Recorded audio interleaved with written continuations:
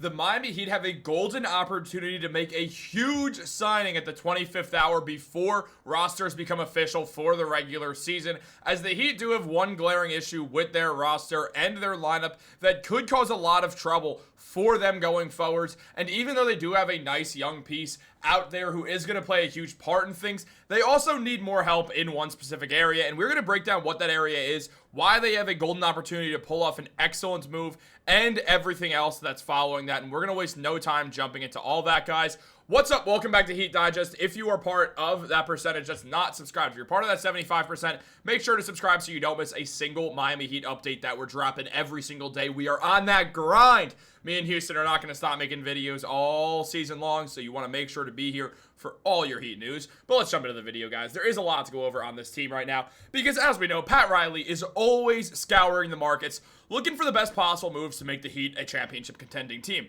The Heat don't rebuild, they reload. And they have been looking for a reload in a lot of ways, looking for another star to add to this team, to add to Tyler Hero and Bam Adebayo. Now, there's been a ton of talk surrounding that, but on top of that, the Heat also do have some other issues that they want to go into starting this season. Obviously, part of the thing that is a problem is the fact that Tyler Hero is going to be out until around November the earliest, which does cause some scares because the Heat did not win a game without Tyler Hero last season, so that's worrisome. But on top of that, when we look at the Miami Heat, they are missing one clear thing, and that is an actual point guard for this roster. The team is full of combo guards, but they don't have a true point guard. Well, now they have a golden opportunity to go out and get themselves one in Spencer Dinwiddie right here. There has been a ton of discussion surrounding Spencer Dinwiddie after he got waived off of the Denver Nuggets, off of the Charlotte Hornets.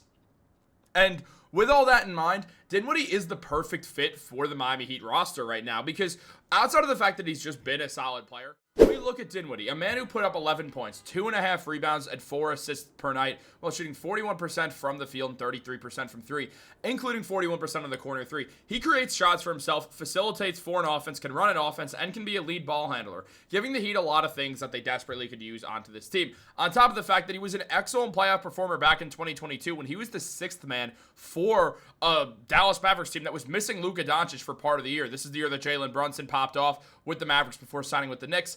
And we saw Dinwiddie also play a huge role with the team, putting up 14.2 points per game, shooting 41.7% both from the field and from three, with half of his attempts being from behind that arc. He played absolutely excellent basketball, and Dinwiddie does deserve to be on a roster, and it won't be long before he does get signed to a team, and the Heat should be that team, giving themselves more, just another solidified guard for a roster that is just a bunch of combo guards right now. I mean, Davion Mitchell, really a combo between a 1 and a 2. He's got the height of a point guard, but the elite defense and shooting sets that you do like out of a 2.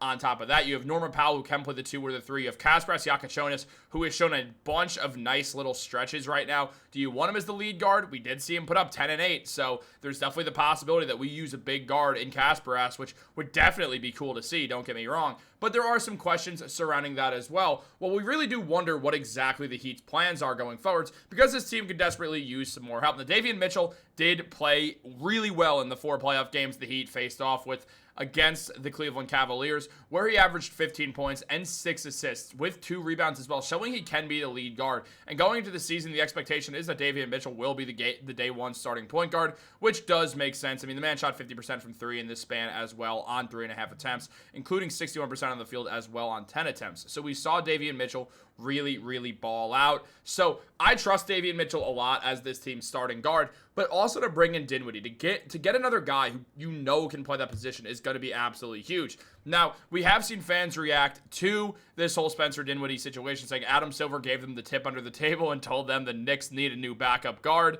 The Celtics have a skeleton crew, Knicks with Brogdon's retirement. And also, the Mavs should re-sign him. Led them in minutes last season, and they lack a true point guard and shooting depth right now, which, I mean, that's the thing that we're seeing. We're seeing a team, or we're seeing a guy who multiple fans of many different teams all want to add on to their roster. So when we see that, when we consider everything, it does make sense why the Heat should absolutely have interest in bringing him on. I mean, frankly, it's just one of those moves that does make a whole lot of sense going forwards for the Miami Heat, just to add another guard onto the team. Dinwiddie fits into the whole Heat culture thing really well, and there has just been a lot else to look at. I mean, considering Dan Favell mentioning that rolling him out as the one was not the Heat's plan A. This is Davion Mitchell. The starting backcourt is supposed to be populated by Tyler Hero and Norman Powell. Injuries and murky preseason returns are forcing Miami to pivot. Hero will be on the sidelines until at least November while recovering from left ankle surgery. The Heat's alternatives beyond him are thin at full strength, but they are even thinner now that rookie Kasparas Jakubonis is dealing with a hip injury. Coach Spo favored Drew Smith looks like a possibility,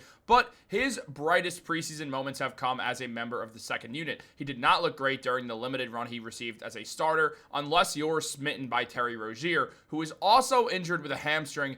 That the process of elimination leaves the Heat with just Davion Mitchell. And again, Mitchell was always the front runner for this job, and Mitchell did have a good season last year, putting up 8 points, 5 assists, 2 rebounds, shooting 40% from 3 and 47% from the field.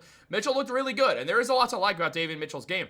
Don't get me wrong, but there is some questions that loom. I mean, Terry Rozier as well, same thing. If you're interested in using him, he can be a ball handler, but he's dealing with that hamstring injury, and he didn't play well last year. Only shot 29% from 3, 39% from the field, and put up 10.6 inefficient points to go with 3.7 rebounds and 2.6 assists. Now, Favell mentioned that even before injuries ripped through Miami's roster, Mitchell had a case to start. Hero and Powell should be offensive dynamite together, but they would be equally implosive on the defensive end. Staggering them would lighten the lift upon the shoulders of Andrew Wiggins and Bam Adebayo, especially if Nikola Jovic remains a starter upon his return from a back issue. The ins and outs of the dynamic can be revisited later, once Hero is actually suiting up. For now, the Heat should be leaning into Mitchell as their starting point guard. He not only covers up for Powell's defense in the backcourt, but he gives Miami a puncher's chance at carrying out any identity at all, specifically in regards to the tough defense. Now, Favell continued by saying starting Mitchell also comes with the side benefit of learning more about last season's shooting tear. He drilled 44.7% of his three-pointers close to the regular season